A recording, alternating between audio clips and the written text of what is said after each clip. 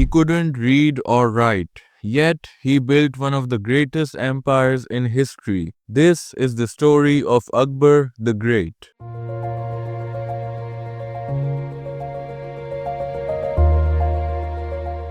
Akbar, born around October 15th, 1542 in Umarkot, in what is now the Sindh province of Pakistan, rose to be known as one of the greatest emperors in Indian history. He ruled from 1556 to 1605, expanding the Mughal Empire to cover most of the Indian subcontinent. But Akbar's achievements went beyond conquests. To preserve his vast, diverse empire, he implemented policies that encouraged unity, winning over his non-Muslim subjects. He strengthened his administration, centralized finances, and reorganized tax collection to maintain stability and order. Akbar remained a Muslim throughout his life, yet he encouraged open religious dialogue, inviting Hindus, Parsis, Christians, and Muslims to discuss their beliefs in his court. Though he was illiterate, Akbar was passionate about learning and art, supporting scholars, poets, painters, and musicians, transforming his court into a center of cultural growth.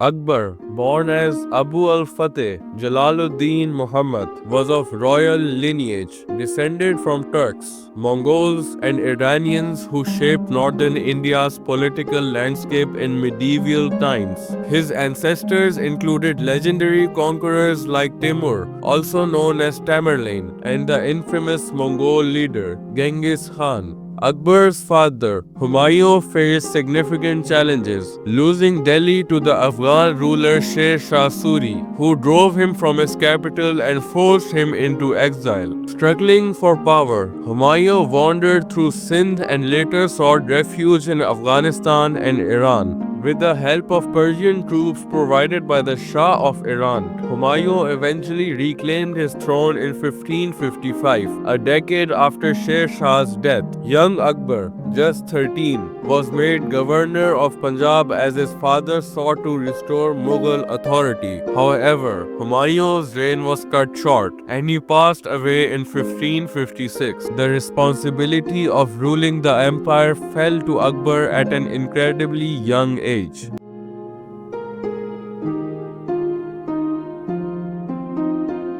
Shortly after Akbar's accession to the throne, a Hindu minister named Hemu took control of Delhi, attempting to establish himself as ruler. In November 1556, the Mughal forces faced Hemu at the Second Battle of Panipat, a critical confrontation near present-day Panipat in Haryana. This victory solidified Akbar's succession and safeguarded the Mughal route to Delhi, marking a pivotal point in his rule. At first, Akbar's control was limited to the Punjab region and Delhi's surrounding areas. His chief minister, Behram Khan, played a crucial role in consolidating this young empire, gradually expanding Akbar's reach. In 1560, Akbar, seeking more independence, asked Behram Khan to retire and assume full control over the government, first under the guidance of household advisors and later as an absolute monarch.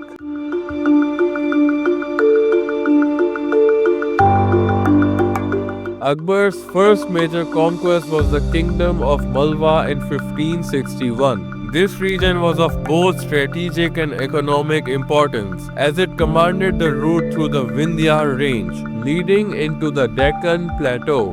Malwa's rich agricultural resources made it a valuable addition to the empire, strengthening Akbar's base in central India and opening doors for future expansions further south.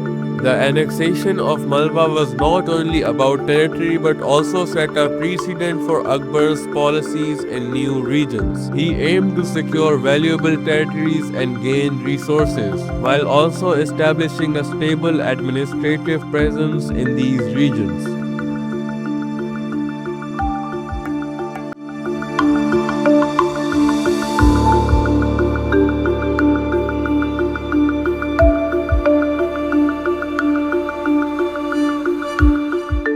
The Rajputs. a powerful Hindu warrior class, had long been a challenge to successive Muslim rulers due to their independence and unity within their own clans. Akbar adopted a unique approach of both conciliation and conquest in dealing with these proud rulers of the rugged Rajputana region. In 1562, Raja Bihari Mal of Amber, facing a succession crisis, offered Akbar his daughter's hand in marriage as a gesture of alliance. Akbar accepted, cementing a bond with the Rajputs and setting a new precedent. Raja Bihari Mal acknowledged Akbar's supremacy, and his sons went on to prosper in the Mughal administration, taking high-ranking positions and solidifying their loyalty to the emperor. Following this alliance, Akbar adopted similar policies with other Rajput rulers, allowing them to retain control of their ancestral lands as long as they recognized him as their emperor, paid tribute, and provided troops when required. Marriage alliances became a tool of diplomacy, binding Rajput families to the Mughal court. Akbar's inclusive policies opened up roles in the administration and military for Rajput nobles, offering them both honor and financial rewards.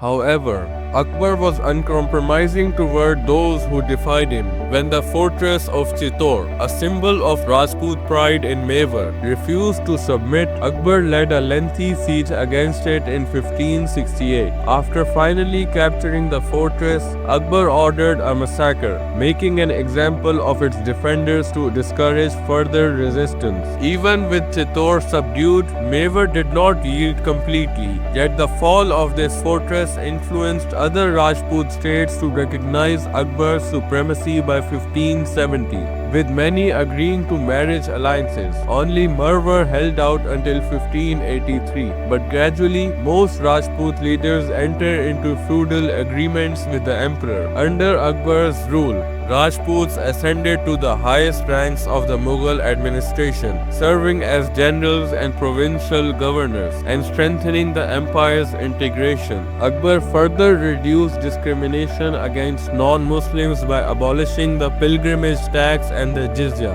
a tax previously imposed on non-Muslims for military exemption. This reform allowed Hindu citizens, particularly Rajputs, to feel a stronger sense of belonging under Mughal rule.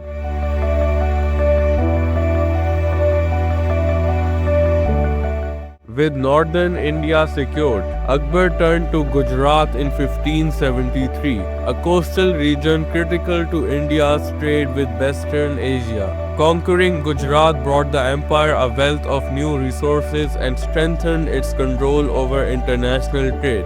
Next, Akbar advanced into Bengal, a culturally rich region with a challenging landscape dominated by rivers and prone to monsoon flooding. Initially, Bengal's Afghan ruler resisted Mughal authority, refusing to acknowledge Akbar's suzerainty. But after a series of battles, Akbar annexed Bengal in 1576, cementing his hold over the eastern territories.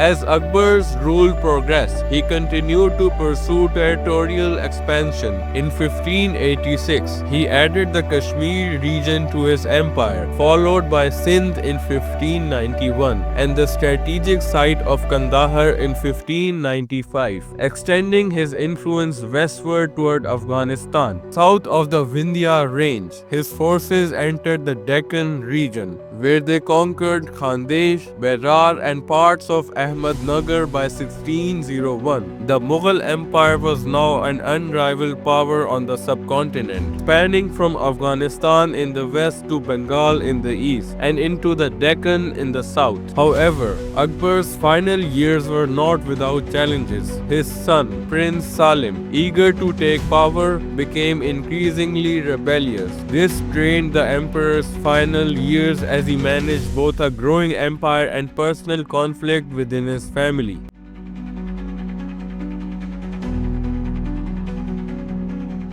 In his conquest to establish a powerful and stable empire, Akbar confronted two main weaknesses that had undermined previous Indian rulers. One of these weaknesses was the fragmentation of the army, where military forces were often divided into private militias led by individual commanders rather than under a unified command.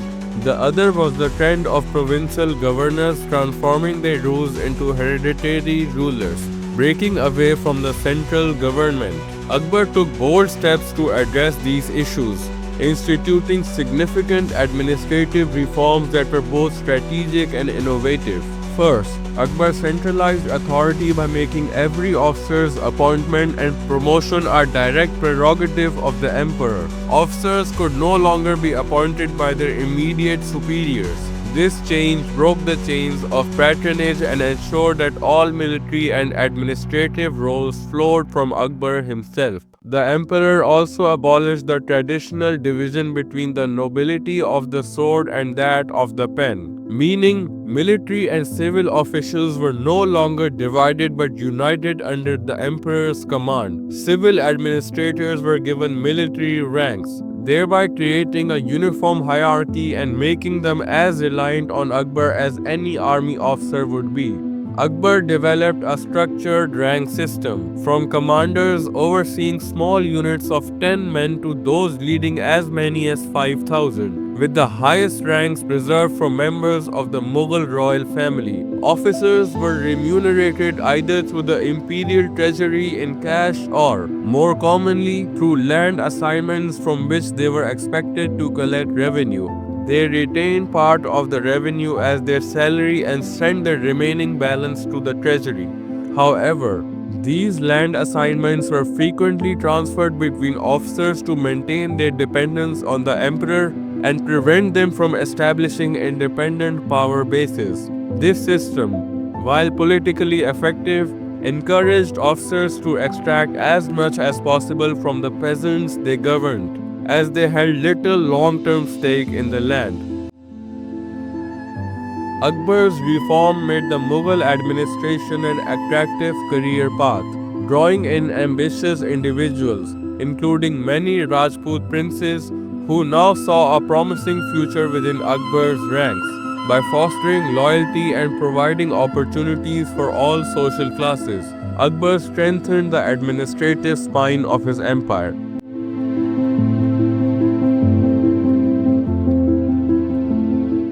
Alongside each provincial governor or subedar, he appointed a civil administrator called a diwan. These diwans managed revenue collection, maintained detailed financial records, and reported directly to the emperor, ensuring transparency and accountability. Akbar also established a network of news writers who sent regular updates to the court, further deterring any provincial abuses of power. Additionally, Akbar made efforts to protect peasants by streamlining the revenue assessment and collection process in centrally administered regions. This ensured that the demands on peasants were kept in check and reduced the likelihood of revenue loss for the empire. However, these measures had limited reach, primarily affecting lands directly under central control, while regions governed by tributary rulers or granted as land assignments to Mughal officers were largely exempt. Despite these reforms, travelers' accounts from the time reveal that Indian peasants still lived in poverty. Meanwhile, Akbar's official elite thrived, amassing wealth and supporting vibrant arts. His patronage stimulated luxury industries, supporting painters, poets, musicians, and scholars who contributed to the cultural richness of his court. Akbar also funded state workshops to produce high-quality textiles and ornaments, further enhancing the empire's artistic legacy.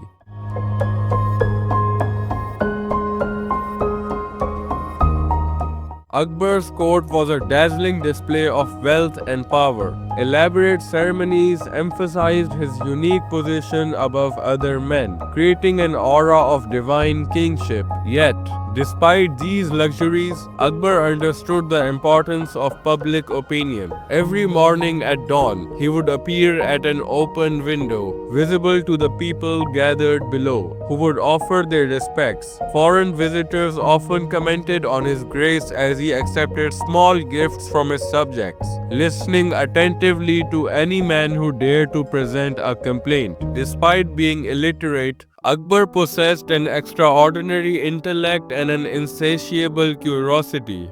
He invited Jesuit missionaries to discuss Christian doctrines at his court, which led some to believe he might convert to Christianity. Akbar also earned the trust of Muslim theologians, who accepted him as a judge in religious disputes, though his approach offended more conservative figures. In his court, he encouraged open discussions between Muslims, Hindus, Parsis, and Christians, a groundbreaking practice for the time. Akbar and a select group of courtiers developed a taste for mysticism, engaging in theological debates that shaped what became known as the divine faith or Deen-e-Ilahi. Although this belief system placed Akbar at its center, it was more an intellectual exploration than a political maneuver.